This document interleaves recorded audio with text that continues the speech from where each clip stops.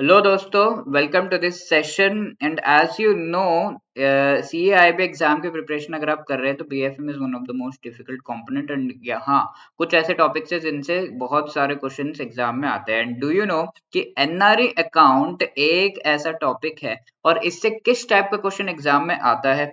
What are the different aspects that you need to remember related to NRE account? इससे कैसे case study based question पूछा जा सकता है और which type of numerical can be asked from this in the BFM exam, right? For that you will have to watch this video और सारी information related to the non resident external account हम इस particular video में देखेंगे so that इस तरह के questions अगर एग्जाम में आ रहे हैं तो you are able to answer them. ठीक है, तो this video is part of a 10 मिनट a day series. Let us quickly begin. NRE account जो कि एनआरआईज को प्रोवाइड करने वाला किए जाने वाला एक फैसिलिटी है, उसके बारे में हम यहाँ पर देखेंगे। तो NRI banking is a part of the third chapter correspondent banking and NRI accounts. इसमें एनआरआई के किस तरह के अकाउंट्स ओपन किए जाते हैं and the first type that is the NRE account, उसके बारे में हम यहाँ पे डिस्कस करेंगे। तो NRIs get the facilities of opening accounts in India क्योंकि उनके रूट्स तो इंडिया में ही है, तो they can open the accounts in India. Also they are getting the facilities to invest in India. इसके साथ साथ किस टाइप के अकाउंट्स वो ओपन कर सकते हैं वो हम देखते हैं। But banks have to collect all the application undertaking कि एनआरआई अगर इंडिया में वापस आ जाता है, परमानेंट रेजिडेंट बन जाता है, तो बैंक को इन्फॉर्म करेगा and different other documents NRI से लेना होता है so as to provide these facilities and specifically account related facilities to the NRI. तो एनआरआई को basically two types of accounts open करने से रिलेटेड जो है छूट दी जाती है। First is the rupee based account and the other is the foreign currency based account वो ओपन कर सकते हैं।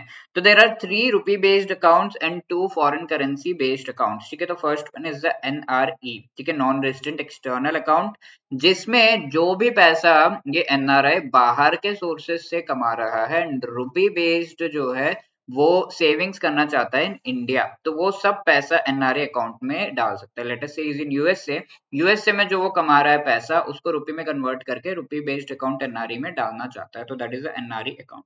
Then the next one is NRO account, non resident ordinary account. तो इसमें इंडिया के सोर्सेज से जो भी एनआरआई पैसे कमा रहा है उनको उन पैसों को इस पर्टिकुलर अकाउंट में डाला जाता है, that is also in the rupee based account. Next is the FCNR, foreign currency non resident banks account. तो नेम इटसेल्फ से इसके फॉरेन करेंसी अकाउंट है, इंडिया में मेंटेन किया जाता है एंड फॉरेन करेंसी बेस्ड इसमें ट्रांजैक्शंस होते हैं। Then RFC account is the जो हम कह सकते हैं रेसिडेंट फॉरेन करेंसी अकाउंट। तो इसमें हम देख सकते हैं कि जो एनआरआई है वो जब रिटर्न कर जाता है इनटू इंडिया, रिटर्न करने के बाद वो कुछ समय के लिए 2 इयर्स के लिए resident but not ordinarily resident कहलाता है, this we have seen in previous sessions.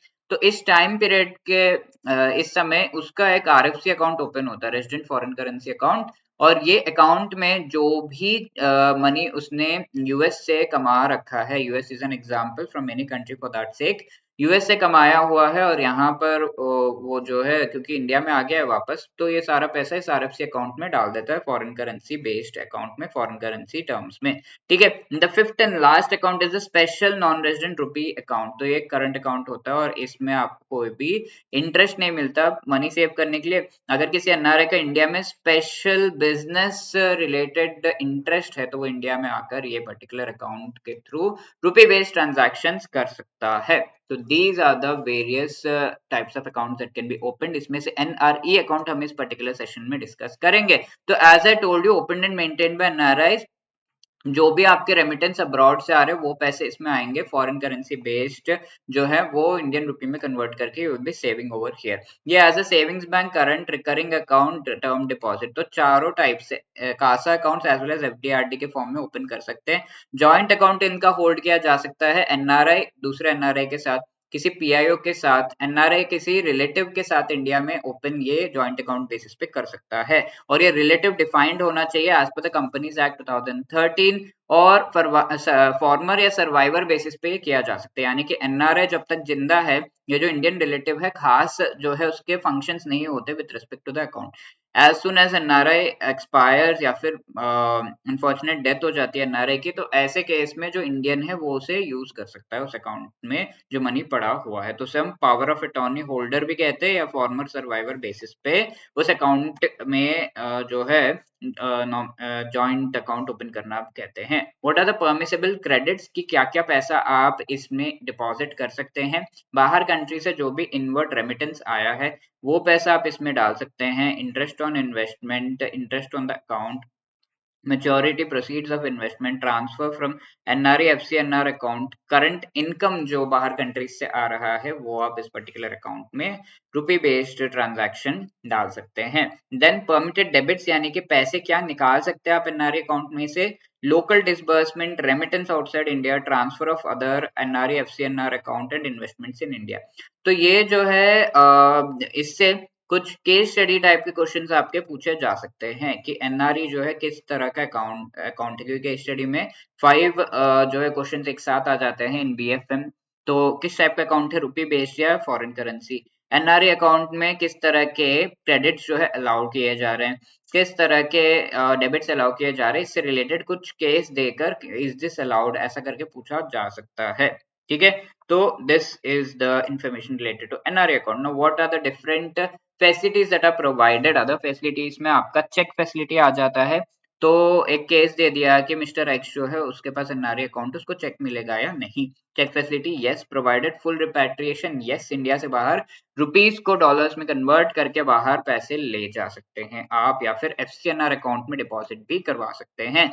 Nomination आप रेजिडेंट या नॉन रेजिडेंट के साथ ले सकते हैं। जॉइंट अकाउंट भी रेजिडेंट नॉन रेजिडेंट के साथ ओपन कर सकते हैं। इंटरेस्ट इनकम जो है वो एनआरई के बैलेंस पे जो आ रहा है उस पर कितना टैक्स लगेगा, if this question is asked in the case study, calculation पूछा हुआ, तो पूरा जो है इनकम गिफ्ट टैक्स से कंप्लीटली एग्जेम्प्ट है एनआरई पे जो इंटरेस्ट प्रॉफिट हो रहा है। And power of attorney basis पे रेसिडेंस जो है के साथ ये पर्टिकुलर एनआरई अकाउंट ओपन किया जा सकता है। तो वी कैन से कि एनआरई अकाउंट अगर ओपन किया गया है तो पावर ऑफ अटॉर्नी बेसिस पर रेजिडेंट के साथ है, तो रेजिडेंट खुद से एक और एनआरई अकाउंट ओपन कर सकता है। The answer is no. Again case study based question can be asked here.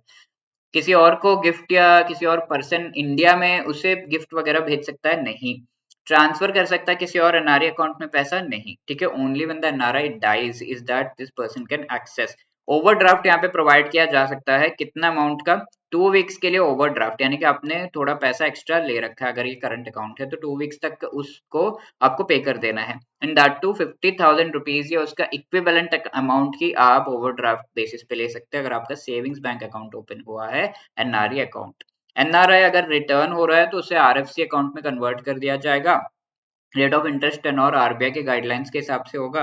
Gift या लोन क्लोज रिलेटिव को दे सकते हैं। Close relative should be defined as per the companies act 2013। Is that clear? NRI having savings bank NRI account can avail overdraft facility for a time period of 2 weeks up to an amount of dash. This is your question. So I hope ये जो है आप जरूर comment section में answer करेंगे कितना amount है। ये क्वेश्चन पिछले सेशन में पूछा गया था, which among the following statement is incorrect। तो पहला अगर आप देखो deemed resident related NRI who is not a tax resident of any country, yes this is correct, has more than 15 lakh income from India, correct। Status of deemed residency is applicable only for NRI, PIO and who hold Indian citizenship। तो PIO के लिए deemed residency allowed नहीं है, ठीक है। तो that is Y C is an incorrect statement. Is that clear? पिछले session में क्वेश्चन पूछा गया था। And if you want to clear the CIB exam in a single attempt then you should definitely go for our master course, जिससे आपको proper guidance provide की जाएगी चारों कंपलसरी कंपोनेंट से related. ABFM, BFM, ABM and BRBL short concept classes इसमें available है, short videos 15-15 minutes के, ताकि आप अपने ब्रेक या कम्यूट टाइम को यूटिलाइज कर सके to watch this videos. Short notes provide किए गए each and every chapter related. Test series है जिसमें आपको chapter wise MCQs as well as full and mock test भी प्रोवाइड किए जा रहे हैं, live classes before the exam, so that you can revise all of the topics properly। ठीक है, लाइव क्लास के थ्रू रिवीजन आपका कराया जाता है। so CAIB 75 is the code to be used over here। wishing you all the best for your preparation। also we have a live crash course which is already running। ये live crash course में आप ये देख सकते हैं कि live classes कराए जा रहे हैं एंड आराम से आप इन लाइव क्लासेस को अटेंड करते हुए अपना जो सिलेबस है का उसका मोस्ट इंपॉर्टेंट टॉपिक्स कवर कर सकते हैं। This classes are already begun and इसमें आपको शॉर्ट नोट्स एमसीक्यूज भी प्रोवाइड किए जा रहे हैं। तो wishing you all the best and if you have any other queries ये नंबर पे कॉल कर सकते हैं या you can drop a mail at hello@edutab.co.in, right? तो take care, all the best, thank you.